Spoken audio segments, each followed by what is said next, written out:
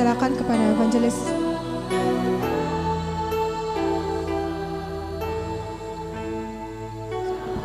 Dan selamanya.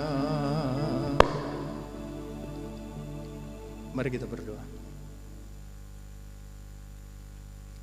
Bapa, kami bersyukur karena anugerah-Mu yang tidak ada habis-habisnya dalam hidup kami.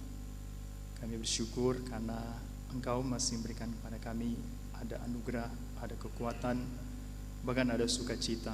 Sekalipun keadaan yang kami alami seringkali tidak sesuai dengan apa yang kami inginkan. Tapi kami percaya Engkau justru memberikan jauh lebih banyak dari apa yang pernah kami pikirkan. Mampukan kami bisa melihat hal itu. Mampukan kami bisa berespon dengan benar. Kami ingin mengerti bagaimana kami bisa tunduk menyembah kepada Engkau dengan jauh lebih baik lagi. Itu sebabnya kami ingin belajar dari kebenaran firman-Mu. Pimpin kami semua. Kami bukan hanya bisa memahami dan mengerti, tapi apa yang kami mengerti bisa kami lakukan dalam hidup kami. Dengar doa kami ya Bapa. Hanya di dalam nama Tuhan kami Yesus Kristus kami berdoa. Amin. Selamat pagi Bapak Ibu Saudara-saudara yang terkasih dalam Tuhan Yesus. Ya, baik yang ada dalam gereja maupun yang ada di rumah. Ya, bersyukur dalam keadaan seperti ini kita masih bisa beribadah. Kita masih bisa melakukan apa yang menjadi kehendak Tuhan. Dan biarlah apa yang kita lakukan dalam keadaan seperti ini bisa tetap memuliakan Tuhan. Tema kita pada pagi hari ini, semua malaikat menyembah kepada Kristus, dari Ibrani 1 ayat yang ke-6. Mari kita membaca Alkitab, Ibrani 1 ayat yang ke-6. Ibrani 1 ayat yang ke-6, ayat emas yang kita baca tadi. Dan ketika ia membawa pula anak yang sulung ke dunia, ia berkata, semua malaikat Allah harus menyembah Dia.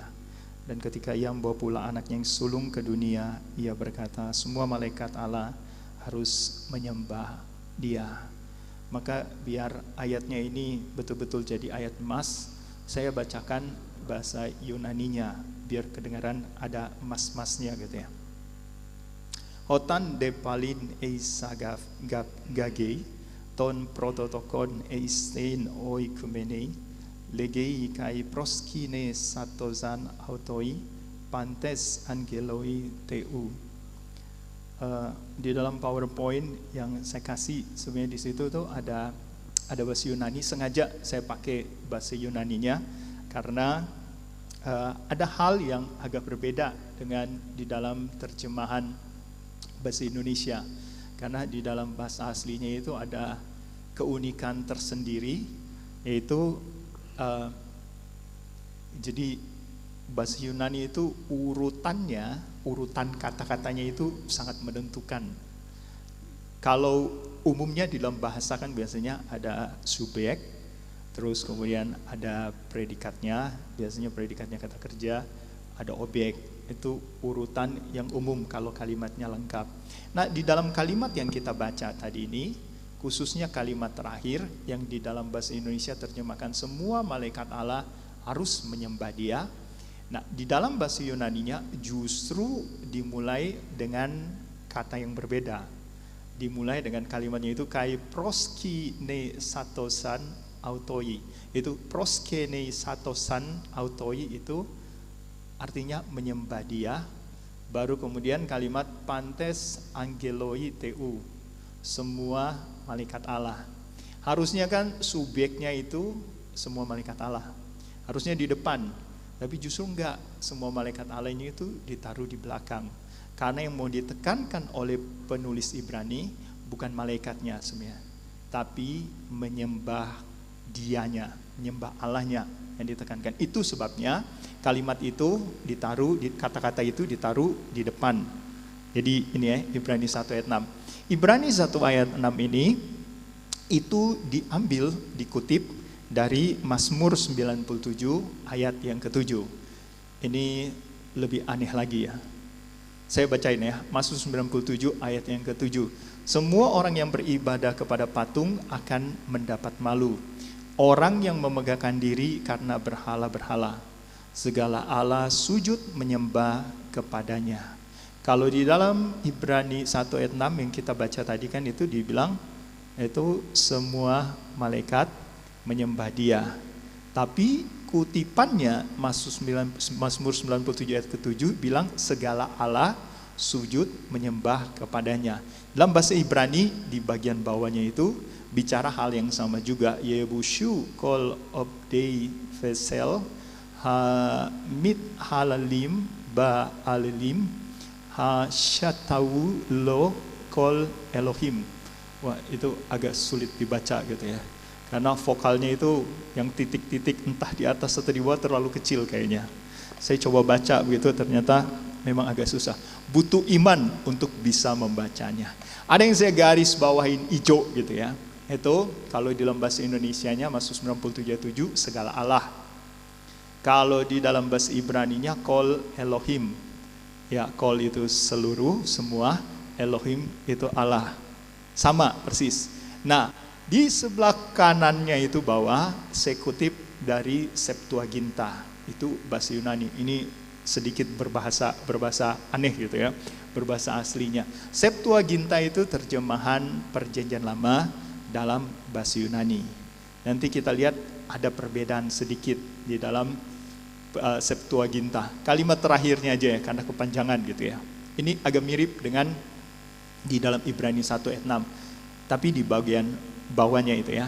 Tuh kata proskine sate auto pantes hoi angeloi auto. Jadi mirip ya, proskine sate auto menyembah dia, pantes hoi angeloi auto, semua malaikatnya. Kalau di dalam bahasa Ibraninya bicara kol Elohim, semua Allah. Dalam bahasa Indonesia diterjemahkan segala Allah. Di dalam bahasa Yunani yang terjemahnya itu Septuaginta, itu pakai semua malaikat.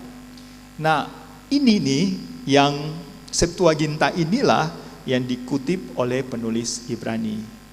Dia bukan mengutip bahasa Ibraninya Perjanjian Lama, tapi justru dia kutip yang bahasa Yunaninya. Maka jadi pertanyaan, kenapa begitu? Kenapa dia bukan kutip yang justru yang aslinya gitu ya, yang bahasa Ibrani, malah dia kutip yang Perjanjian Lama? Pasti ada maksudnya. Kenapa sampai yang dikutip yang Perjanjian Lama? Kan agak berbeda kan ya. Perjanjian Lama yang bahasa Ibrani bilang kol Elohim, semua Allah, sementara di dalam bahasa Yunaninya itu bilang seluruh malaikat. Jadi Septuaginta ini udah diterjemahkan sebelum Tuhan Yesus datang ke dunia. Jadi udah ada gitu ya. Itu 300 atau 400 tahun sebelum Masehi. Dan artinya mereka udah biasa, mereka udah mengerti hal ini. Maka saya pengen bahas Mazmur 97 ayat 7 dulu gitu ya. Biar kemudian kita bisa mengerti sedikit. Jadi dalam kalimat segala Allah menyembah, saya sengaja kecilin gitu ya. Allahnya itu, kenapa? Karena ya untuk membedakan, karena kata Elohim di dalam bahasa Ibrani itu bisa punya dua arti. Arti yang pertama itu ditujukan kepada Allah Israel. Dia bentuknya sebenarnya jamak, plural gitu ya. Tapi waktu ditujukan kepada Allah Israel itu menjadi tunggal. Nah, yang kedua artinya waktu ditujukan kepada berhala-berhala atau ilah gitu ya. Pakai kata yang sama Elohim, tapi di sini bentuknya jadi jamak, jadi plural. Gitu. Nah, ini yang dipakai di sini menunjuk kepada plural, Allah-Allah, atau di atasnya dibilang berhala-berhala. Jadi penulis Mazmur ingin mempertanyakan kalau orang menyembah patung, menyembah berhala, dia bilang itu akan dipermalukan. Kenapa begitu? Kenapa dipermalukan? Karena patung-patung itu, atau dia pakai di kalimat selanjutnya, Allah-Allah itu menyembah Tuhan. Ngapain menyembah yang mati, tapi yang mati itu menyembah Tuhan. Nah ini lebih aneh lagi gitu ya. Kok bisa patung-patungnya itu bisa menyembah Tuhan? Lah kan patung-patungnya mati gitu ya. Dianggap tidak ada, dianggap sebenarnya itu cuman respon dari manusia yang membutuhkan sesuatu yang luar biasa, sesuatu ajaib, maka kemudian mereka menyembah patung dan berhala yang mati. Karena di perjanjian lama berkali-kali itu diulang-ulang. Punya mata tapi tidak bisa melihat, punya tangan tapi tidak bisa melakukan apa-apa, itu ya yang patung-patung. Tapi justru di sini pemazmur bilang, loh, patung-patung itu menyembah Tuhan. Gimana caranya? Saya kasih 1 Samuel 5 ayat 3 sampai 4. Saya kutip ayat 3-nya aja, karena ayat 4 itu agak mirip ceritanya. Ceritanya itu waktu Israel perang sama Filistin. Dan Israel waktu itu ada 2 anak Eli yang bejat gitu ya. Tapi mereka juga bawa tabut Allah, dipimpin oleh 2 anaknya si Eli gitu ya. Dan akhirnya apa? Kalah. Anaknya Eli itu dua-duanya mati. Terus tabutnya itu direbut oleh orang Filistin, dibawa ke Asdod, ditaruh di dalam kuilnya Dagon, berhala mereka, allahnya mereka. Nah, ayat yang ketiga, ketika orang-orang Asdod bangun pagi-pagi pada keesokan harinya, tampaklah Dagon terjatuh dengan mukanya ke tanah di hadapan tabut Tuhan. Lalu mereka mengambil Dagon dan mengembalikannya ke tempatnya. Jadi itu baru tabut Allah, di mana dianggap sebagai perwakilan Allah hadir di situ. Dagonnya itu jatuh menyembah ke tabut Allah. Ayat yang keempat, besoknya begitu lagi. Maka orang-orang Filistin, orang-orang Asdod ini takut luar biasa. Disuruh pindahin ke kota yang lain. Dan akhirnya di kota yang lain ada masalah lagi. Mereka kena penyakit, akhirnya dipulangin gitu ya. Jadi pemazmur waktu nulis ini, dia nggak sembarangan sebenarnya. Waktu dia bilang patung-patungnya itu malah menyembah Tuhan. Karena memang ada peristiwa seperti ini, ada kejadian yang mati, yang benda mati itu, yang dipercaya oleh orang-orang itu sebagai yang mereka menjadi Allah mereka, ternyata juga itu menyembah Tuhan. Maka menurut pemazmur, ngapain menyembah yang beginian? Terus kenapa sampai kemudian di dalam Septuaginta waktu penerjemah itu malah terjemahkan ini jadi malaikat? Bukan seperti kalimat di dalam bahasa Ibraninya, yaitu Allah. Karena menurut mereka penyembahan yang dilakukan oleh orang Israel waktu itu bukan cuman kepada patung, sampai kepada malaikat-malaikat pun dianggap itu sebagai Elohim. Itu juga disembah. Dan praktek ini berlanjut. Bukan cuma sampai di dalam perjanjian lama. Sampai di perjanjian baru pun, malaikat itu tetap jadi objek dari ibadah. Misalnya di dalam Kolose 2 ayat yang ke-18. Ini, janganlah kamu biarkan kemenanganmu digagalkan oleh orang yang pura-pura merendahkan diri dan beribadah kepada malaikat. Ada kelanjutannya, saya potong. Tapi mau tunjukin, orang itu juga beribadah menyembah malaikat. Karena malaikat itu dianggap sebagai pribadi yang begitu menakutkan, utusan dari Tuhan. Dan dibandingkan dengan patung-patung yang mati, malaikat kayaknya itu lebih real. Apalagi kalau baca perjanjian lama kan berkali-kali ya. Tuhan Yesus menampakkan diri seperti malaikat. Maka orang itu kalau ketemu dengan malaikat, merasa seperti bertemu Tuhan, dan mereka takut setengah mati, seperti mau mati. Jadi kalau baca perjanjian lama, berkali-kali seperti itu gitu ya. Dan malaikat jadi objek dari ibadah. Ada yang sampai mempraktekkan itu untuk menyembah malaikat, karena dianggap malaikat itu luar biasa. Malaikat juga bisa memberikan sesuatu, karena bertemu dengan Tuhan langsung nggak bisa. Yang ada itu sering malaikat yang jadi utusannya. Tapi kata penulis Ibrani, di dalam Ibrani 1, dia bilang, justru Tuhan dari awal sudah menetapkan, itu semua malaikat justru menyembah kepada Kristus. Dan itu dipraktekkan ya, waktu Kristus masih ada di dalam dunia. Kan kalau baca dalam Matius pasal 4, yaitu Roh Kudus sengaja membawa Tuhan Yesus ke padang gurun untuk dicobai. Dan apa yang terjadi waktu dicobai? Dibilang di situ di ayat yang ke-10, ini iblis itu harus menyembah Tuhan. Matius 4 ayat 10, maka berkatalah Yesus kepadanya, enyahlah iblis, sebab ada tertulis, engkau harus menyembah Tuhan Allahmu, dan hanya kepada Dia sajalah engkau berbakti. Ayat 11, sesudah itu kemudian malaikat-malaikat datang untuk melayani Tuhan Yesus gitu ya. Jadi iblis yang adalah salah satu pemimpin malaikat yang jatuh dalam dosa, dan dia menyeret sepertiga dari malaikat ikut berdosa bersama-sama dia, itu juga harus menyembah kepada Kristus. Maka penulis Ibrani itu mencoba membandingkan, sampai orang yang beribadah kepada malaikat pun, malaikat itu cuma ciptaan, malaikat itu tidak setara dengan Kristus adalah Allah yang mencipta gitu ya. Harusnya matanya tertuju kepada Kristus itu. Bahkan iblis pun yang dianggap luar biasa, yang dikasih kuasa sendiri oleh Tuhan untuk dunia ini, itu pun harus menyembah kepada Tuhan.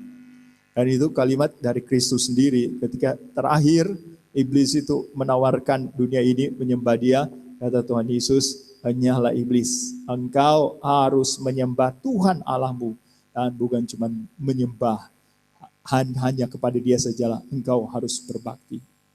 Iblis pun harus menyembah, melayani Tuhan.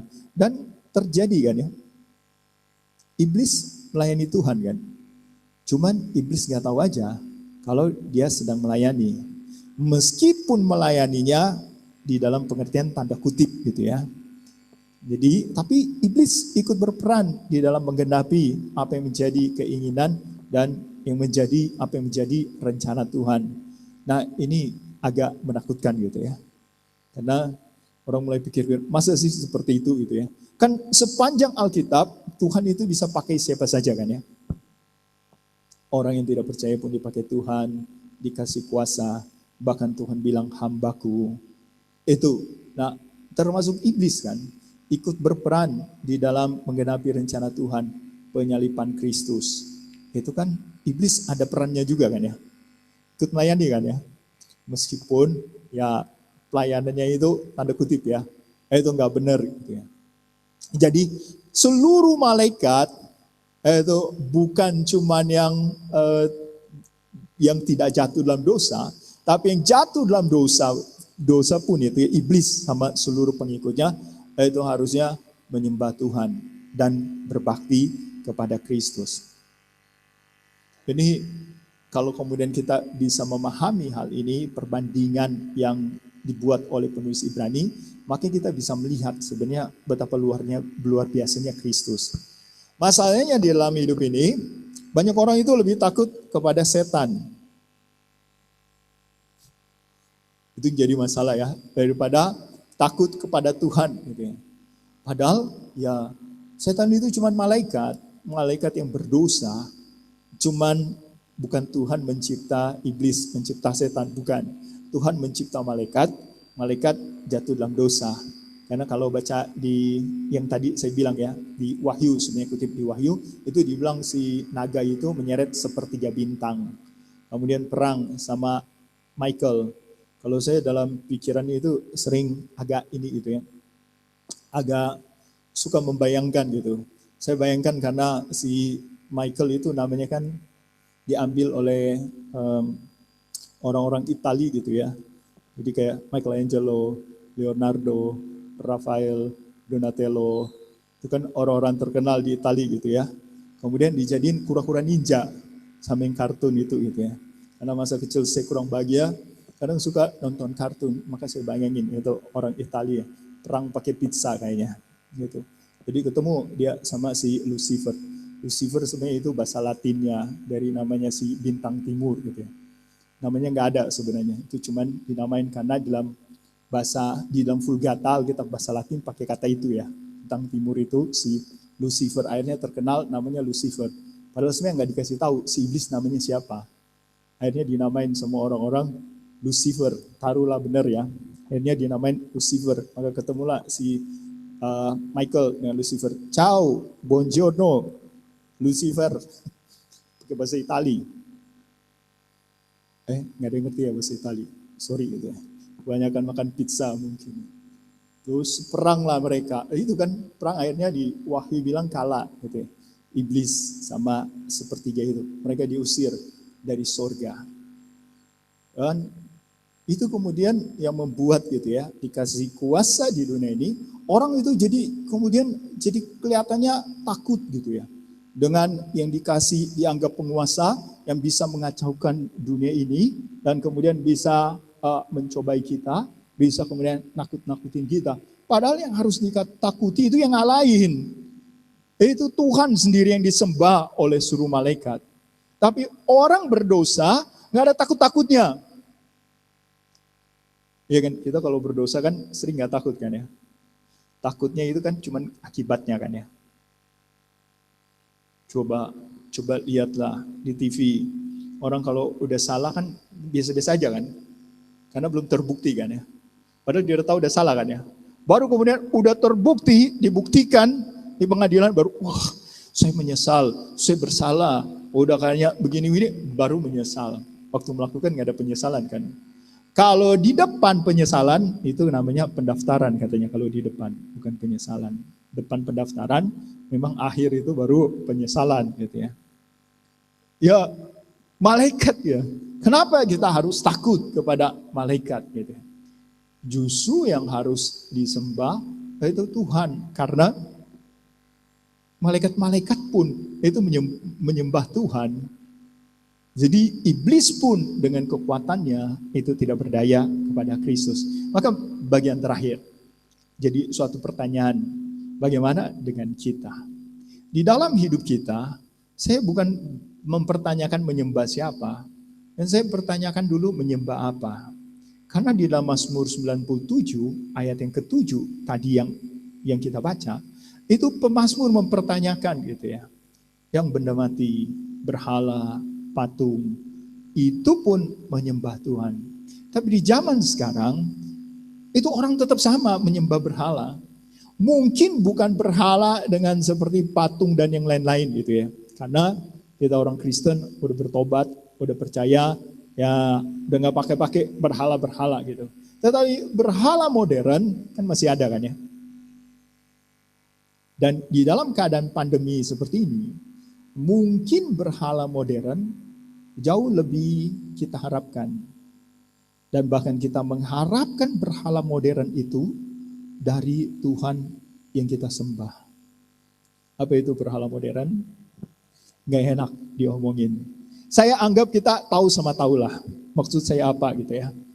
Anggaplah pakai telepati gitu ya. Yang di dalam gereja ada beberapa orang tahu ya. Maksud saya apa itu berhala modern. Dalam keadaan seperti ini, ketika ekonomi sulit, terjadi berbagai macam masalah, maka yang kita harapkan apa? Tuhan betul-betul hadir, memuaskan hidup kita, menyentuh hati kita, menguatkan kita, membuat kita bisa bahagia dalam keadaan seperti ini. Gak apa-apa Tuhan, keadaan terus seperti ini gak apa-apa. Selama Engkau menyertaiku, aku bahagia, aku puas. Ada yang begitu? Mungkin dianggap orang gila nih. Saya begitu. Saya nggak terlalu peduli kalau pikir, wah ntar juga habis duit atau kena COVID terus mati, lah mati. Saya pikir, puji Tuhan, saya penganut lebih cepat lebih baik, masih ingat ya? Lebih cepat lebih baik kalau memang waktunya. Tapi saya bukan berarti terus nggak apa-apa gitu, nggak pakai masker, oh enggak. Atau nggak apa-apa pergi kemana, oh enggak juga. Saya sangat senang tinggal di rumah, maka selama COVID-19 ini, masa-masa pandemi ini, buat saya membahagiakan sekali. Karena bisa nggak pergi kemana-mana. Udah setahun lebih nggak terbang gitu ya. Saya paling nggak suka tuh ke bandara, ngantri untuk itu. Tapi karena kerjaan, ya mau nggak mau gitu ya. Tapi kalau boleh pilih, mendingan di dalam kamar, sendirian. Wah, hidup itu enak sekali loh. Itu keadaannya terus orang pikir, tapi kan butuh duit. Ya butuh juga sih. Tapi kan tadi cara saya berpikir, ya saya sih percaya saya nggak ada duit pun saya bisa makan. Dan saya alami, belum pernah alami sih. Sesudah jadi hamba Tuhan belum pernah alami. Tapi maksudnya nggak mikirin duit pun tetap makan. Karena sampai keadaan sekarang ini pun ada orang dari luar negeri bisa kirim makanan ke saya. Dia pikir saya susah hidupnya. Saya dalam hati, memang sih tampang saya tampang susah. Tapi bukan berarti saya susah. Ini tampang menipu. Tampang susah, iya. Tapi bukan berarti saya susah. Sampai sekarang saya belum pernah kekurangan duit. Belum pernah. Maksudnya sejak saya jadi hamba Tuhan ya. Di dalam masa pandemi ini pun belum pernah. Orang sampai kasihan. WhatsApp, Pak, saya dapat berkat dari Tuhan. Oh, puji Tuhan dong, dia dapat berkat. Maka saya juga ingin menjadi saluran berkat. Bapak, nomor rekeningnya berapa? Loh, kan yang diberkati dia. Kenapa harus ke saya gitu? Saya bilang, ya bukannya saya menolak berkat. Tapi sampai sekarang pun saya nggak pernah kekurangan. Masih banyak orang yang jauh lebih sulit. Kalau saya sampai kekurangan, ya saya sih siap untuk ketemu Tuhan gitu ya. Tapi kalau orang lain kan nggak siap, kesian. Saya nggak apa-apa, tapi sampai sekarang pun nggak ini loh, nggak pernah kekurangan. Itu beberapa yang begitu gitu ya.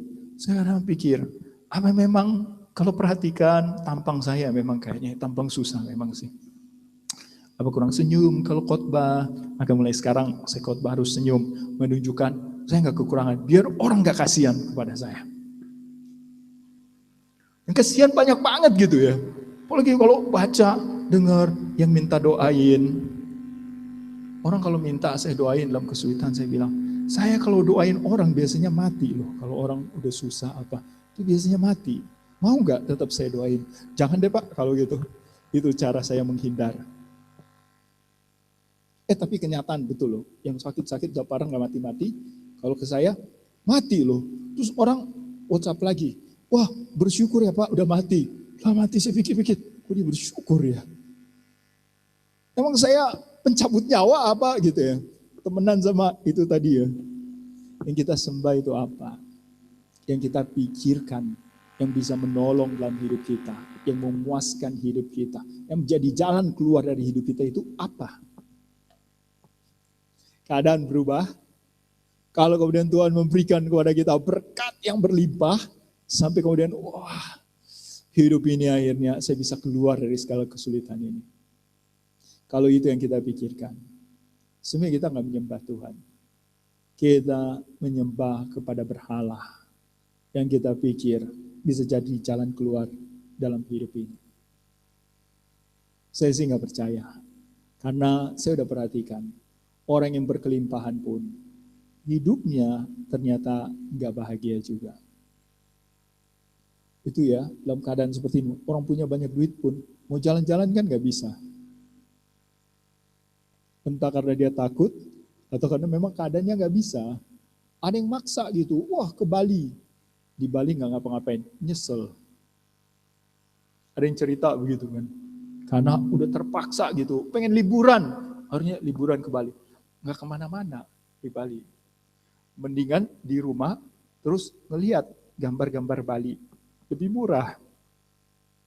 Itu lebih susah kan, lebih capek, keluar duit jauh lebih banyak gitu ya. Lihat aja yang foto-fotoin banyak, yang tour gratis juga virtual gitu kan banyak banget kan. Wah itu kesempatan loh, belum pernah kemana, lihat lagi, wah bayangin aja dulu.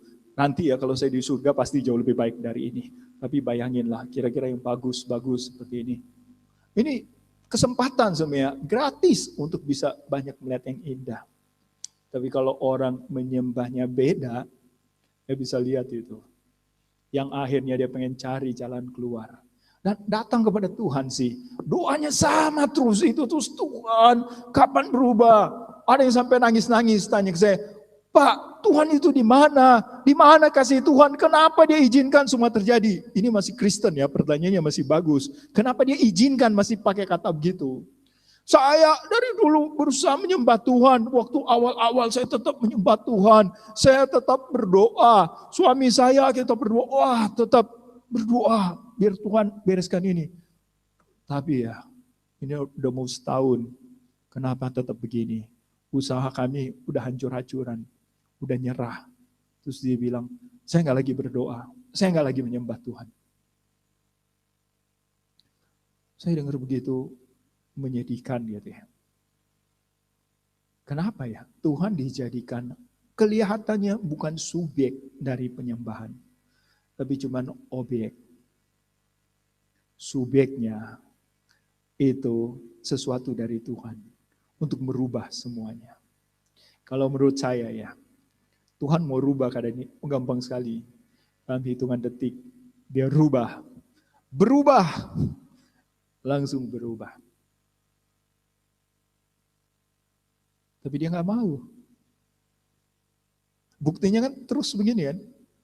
Makanya jadi pertanyaan, kenapa ya Tuhan tetap masih begini? Ya dia mau pakai keadaannya. Tapi saya susah mengerti. Ya nggak apa-apa kan, hidup ini memang sulit dimengerti. Cuman kita banyak hal, Tuhan udah berikan banyak hal, kita terima begitu aja nggak mempertanyakan. Padahal yang Tuhan kasih berkat-berkat pada kita ya, dari dulu sampai sekarang, itu yang susah dimengerti. Tapi kita nggak mempertanyakan kenapa Tuhan. Nggak pernah kan ya? Kalau menurut saya itu susah dimengerti loh. Saya orang berdosa, nggak layak dapat berkat. Layaknya dihukum, layaknya mati. Layaknya masuk neraka. Kenapa Tuhan masih kasih kehidupan? Kenapa Tuhan kasih berkat? Saya tetap tidak bisa mengerti hal itu. Saya tetap bertanya, kenapa Tuhan? Bahkan dalam keadaan pandemi seperti ini, saya tetap bertanya, kenapa saya belum mati? Saya punya resiko yang lebih besar. Orang undang khotbah, masih keluar kota, nggak naik pesawat sih. Tapi masih keluar kota, nggak jauh-jauh dari Jakarta gitu ya. Terus waktu Natalan kemarin, itu Jumatnya banyak banget. Protokol kesehatan sih. Tapi datang Natalan. Waduh, dalam hati saya pikir-pikir. Saya sih nggak takut kena COVID ya. Saya takut menularkan. Maka kalau ada yang ketularan lewat saya, aduh, menyedihkan. Kan saya dari Jakarta, yang merah gitu ya. Pergi ke kota itu merah nggak ya? Waktu saya pergi udah merah juga gitu ya. Dalam hati saya pikir, tapi protokol kesehatan. Semua jemaatnya datang gitu ya. Duduknya ya gitu, terus sampai kelas-kelas sekolah minggu banyak banget dibuka gitu ya. Protokol kesehatan sih. Dalam hati, kalau saya tularin ke semua orang ini, wah, saya bisa terkenal kayaknya. Salah satu pembunuh yang luar biasa gitu ya. Pembunuh berdarah dingin. Itu lebih menakutkan memang. Tapi ya ini keadaan yang harus dihadapi. Dalam keadaan seperti ini, buat saya, ini udah anugerah. Anugerah Tuhan banyak sekali. Cuman sama ini kita nggak sadar. Karena mungkin yang kita sembah beda. Kita lihat di dalam ibadah kepada Tuhan. Kita anggap itu sebagai sesuatu. Ya, saya kalau bisa datang ke gereja, ya gerejanya beruntunglah. Kalau bisa kasih persembahan, kasih perpuluhan. Terus saya datang menyembah Tuhan, ya Tuhan harus terima kasih kepada saya. Oh enggak. Gereja nggak perlu terima kasih. Tuhan nggak perlu terima kasih. Kita yang berterima kasih. Sekarang pengen ke gereja nggak bisa. Jadi kebalik, Tuhan saya udah bosan di rumah, ibadah pakai Zoom gitu ya, lihat YouTube gitu ya. Mata makin rusak. Terus alasannya nggak ada persekutuan. Susah dong. Dulu waktu ada persekutuan, males Hujan dikit, ya hujan, ntar banjir. Kan deket Ciliwung, ini agak jauh ya. Ketulampa naik tadi. Alasannya banyak banget. Terus ada yang lebih baik menyembah siapa? Bukan menyembah apa, menyembah siapa. Ini levelnya lebih tinggi gitu ya. Sama kayak penulis Ibrani, dari patung-patung berhala itu, dia naikin levelnya ke malaikat. Kita pun bisa naik level gitu, menyembah siapa. Sayang sekali siapanya itu dimulai mungkin dari diri kita sendiri. Yang kita sembah. Makanya doanya kepada Tuhan. Tuhan berkati saya. Bagus dong doanya ya. Berkati saya kan. Tapi kan Tuhan itu cuma dijadi objek, subjeknya saya. Apa enggak boleh doa minta Tuhan berkati? Oh boleh. Karena memang Tuhan mau memberkati kita. Ya. Tapi kalau doa kita isinya cuma terus minta Tuhan berkati tanpa ada ucapan syukur bahwa berkatnya udah banyak sebenarnya. Ada yang salah karena banyak orang cuma mau minta Tuhan kasih sesuatu kepada saya. Biar saya hidup ini jauh lebih baik, jauh lebih enak. Dan kalau bisa jauh lebih tinggi dari Tuhan. Saya bisa atur Tuhan. Apapun saya mau, Tuhan ikuti. Lama-lama ya, semakin banyak berkat Tuhan, orang itu bukan makin bersyukur, makin kurang ajar. Waktu Tuhan tarik sedikit saja berkatnya, kayak pandemi sekarang ini. Protes.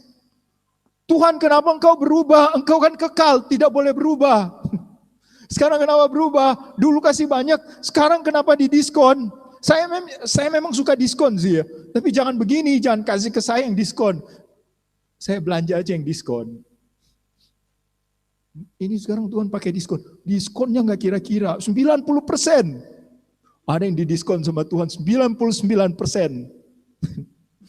Kasih cashback lagi. Aduh, marah ke Tuhan. Karena kita menyembah diri kita sendiri. Hak Tuhan dong. Dia mau melakukan apapun. Mau diambil semuanya milik dia. Hak Tuhan melakukan semuanya. Ini pun anugerah Tuhan masih banyak. Seandainya ya, kita betul-betul menyembah Tuhan. Di dalam segala keadaan. Itu kita bisa mensyukuri. Bukan seperti ada suku tertentu ya, udah diapa-apain pun masuk untung saya belum gini, bukan begitu. Tapi bisa melihat dalam segala keadaan itu Tuhan tetap hadir. Bahkan di dalam keadaan yang sulit pun Tuhan itu tetap hadir. Dan itu jauh lebih berharga daripada semua berkat-berkatnya. Dan kita bisa bahagia, kita bisa puas. Waktu kita tahu Tuhan ada, Tuhan hadir. Penghiburan terbesar kita dan kepuasan kenikmatan terbesar kita bukan berkat-berkat Tuhan. Bukan keadaan yang berubah, bukan keadaan yang sesuai dengan keinginan kita, bukan. Karena keadaan pasti harus berubah. Dan banyak hal yang akan terjadi pasti tidak sesuai dengan keadaan kita. Penghiburan terbesar itu Tuhan. Karena yang bisa mengisi kekosongan hati kita, itu cuma bisa Tuhan. Nggak ada yang lain. Hati kita punya kekekalan. Sementara dalam dunia ini semuanya kesementaraan. Tapi banyak orang nggak bisa lihat hal itu. Harusnya kalau kita melihat kepada Allah yang kekal, berbeda. Yang kita sembah bukan diri kita. Bukan juga orang-orang lain yang kita pikir, ini idola saya. Ini yang bisa kasih sesuatu kepada saya. Saya dengar ada seorang pendeta khotbah begini. Di masa pandemi ini, kita harus sering-sering hubungin orang lain. Siapa tahu dari mereka, ada yang bisa kasih berkat pada kita. Tuhan bisa pakai orang-orang itu, bisa jadi berkat bagi kita. Saya mulai pikir-pikir, pendeta matre apa gimana gitu. Kok dia mau manfaatkan orang lain gitu ya, untuk kasih berkat pada dia. Saya malah berpikir sebaliknya. Saya nggak pengen hubungin siapa-siapa. Seolah-olah saya kekurangan. Satu-satunya yang saya hubungin, cuman Tuhan. Karena dia bos saya. Bos, agak sulit sih. Kata Tuhan, oke, tahan dikit ya. Oke.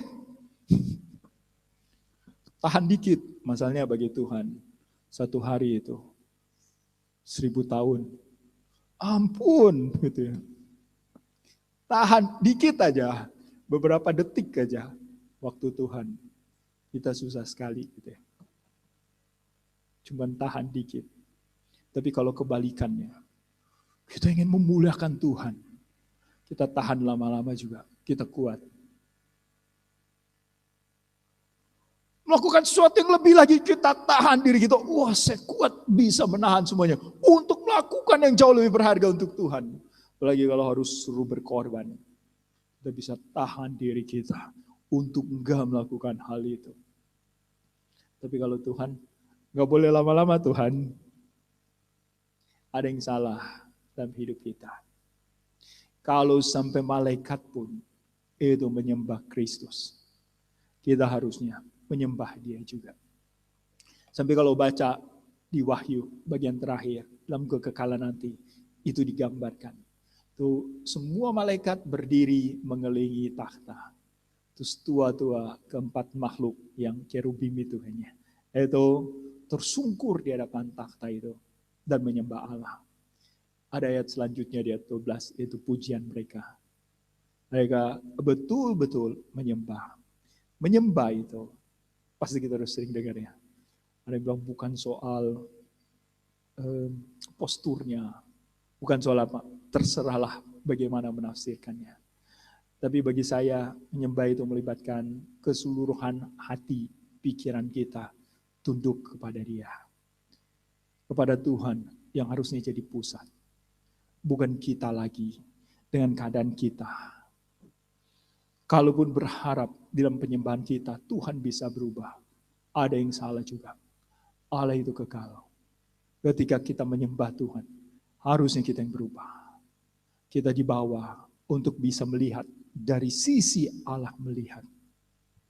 Seandainya kita diizinkan melihat hal itu, maka pandemi ini mungkin terlihat berbeda.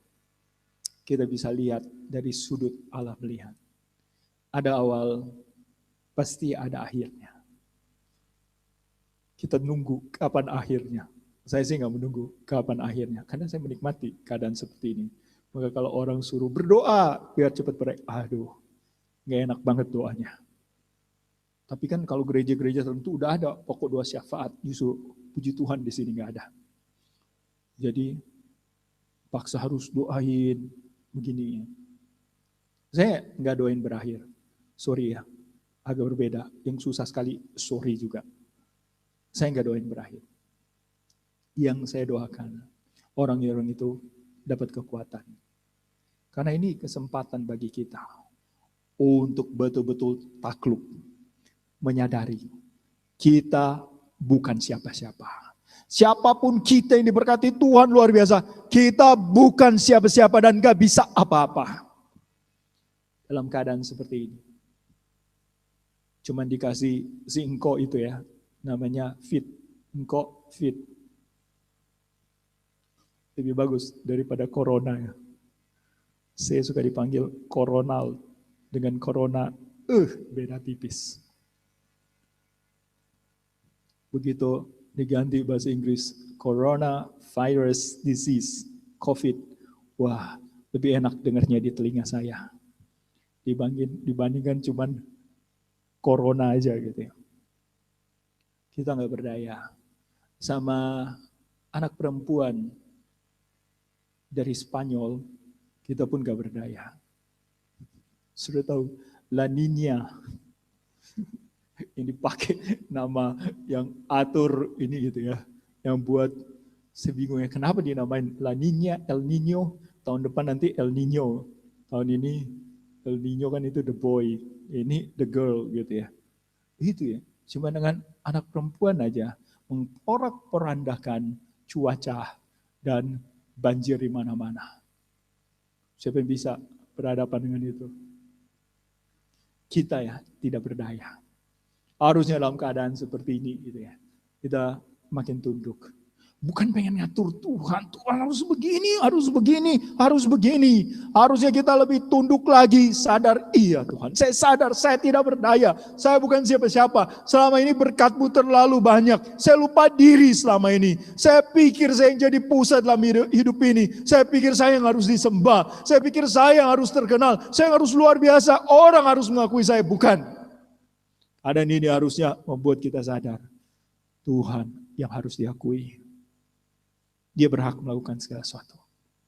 Kita cuma umatnya yang bisa kita lakukan. Kita nggak mengerti sekalipun. Ya kita sembah Dia. Itu salah satu kalimat dari John Calvin. Waktu kita tidak bisa memahami banyak hal dalam hidup ini. Ya kita cukup menyembah Dia. Ngapain lagi? Mencoba mengerti. Orang memang Tuhan gak bukain. Dan belum waktunya kita bisa memahami semuanya. Ya kita sembah Dia, puji Tuhan. Praise the Lord. Haleluya. Karena memang Dia layak dapat pujian dengan segala ini. Saya susah, wajar. Saya berdosa.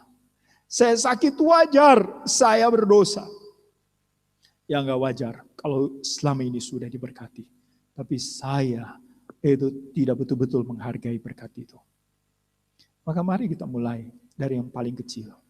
Hari ini kita masih hidup. Hari ini kita masih beribadah.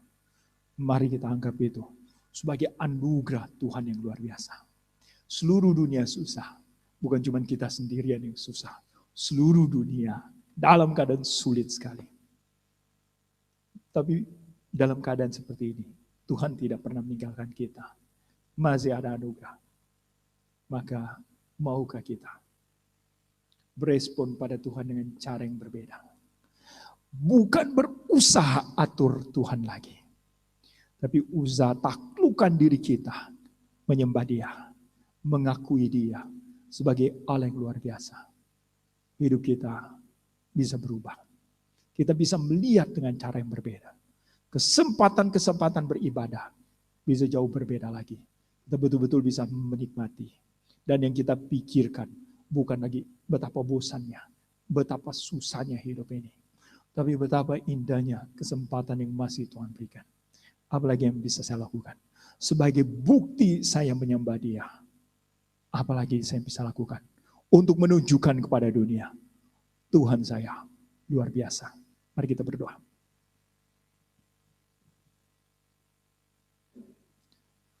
Bapa, ini kami orang-orang yang berdosa. Kami yang sudah mendapatkan banyak anugerah. Tapi dalam praktiknya, kami sering kali tidak menghargai anugerah-Mu. Sampai satu persatu berkat yang Kau berikan pada kami, Engkau ambil. Itu pun kami sering kali protes pada Engkau. Kenapa Engkau mengambil semuanya? Kenapa Engkau mengizinkan semua ini terjadi? Ampuni kami Bapa. Ciptaan-Mu yang lain menyembah Engkau. Tapi kami seringkali tertinggal di dalam penyembahan kepada Engkau. Kami merasa kami menyembah Engkau. Dalam praktiknya, kami seringkali hanya memanfaatkan Engkau demi kami yang disembah, demi kami mendapatkan apa yang kami inginkan. Ampuni kami Bapa. Biarlah melalui keadaan-keadaan yang Kau izinkan terjadilah hidup kami. Engkau membentuk kami, mengubah hidup kami.